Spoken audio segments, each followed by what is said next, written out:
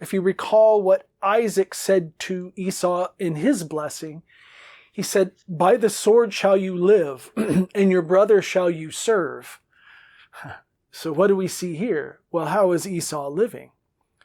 Esau's living by the sword. That number 400 is militaristic. So what these messengers have just come back to Jacob and said is, hey, your brother's coming to meet you, and he's kind of armed, and I don't know what to tell you. And Jacob was greatly afraid. Well, there's a reason, because of the number 400. Were there literally 400 men? I don't know.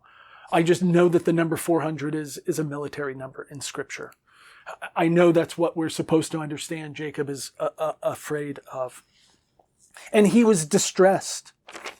And he divided the people that were with him, and the sheep and the cattle and the camels into 2 camps. Notice, this is God's camp. Now what's Jacob doing? Dividing into 2 camps. And why? Well, he's dividing into 2 camps. He says, and he thought, should Esau come to the one camp and strike it, the remaining camp will escape. My goodness, look at what Jacob has gotten himself into now.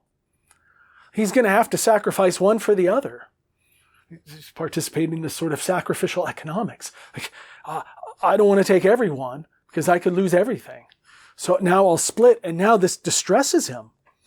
And Jacob said, God of my father Abraham, and here's a line, and God of my father Isaac, not Terah of Isaac, God of my father Isaac, Lord, who has said to me, return to your land and your birthplace, and I will deal well with you. The first line there, he's reminding God, you told me to do this. You've also promised me that you will be there.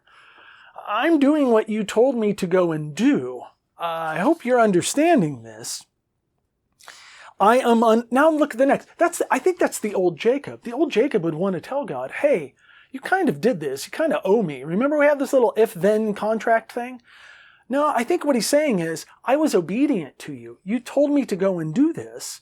I've done it. I've done pretty much everything that you've asked of me. I am unworthy of all the kindness that you have steadfastly done to your servant. Do you see? I don't think it's the bargaining language. It's, I've been obedient to you, and you've always been kind to me. I've always done what you've asked. For with my staff I crossed this Jordan, and now I have become 2 camps. Oh, save me from the hand of my brother, from the hand of Esau, for I fear him, lest he come and strike me, mother with sons.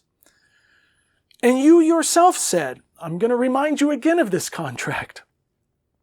I will surely deal well with you, and I will set your seed like the sand of the sea of multitudes beyond all count. Remember that? That can't be true if I and all my family are wiped out. In fact, I'm returning to my father like you told me. That's precisely what the plan. And none of this, none of what you told me is going to happen. Nothing that you've promised, our contract, our deal, nothing can happen if we're all wiped out.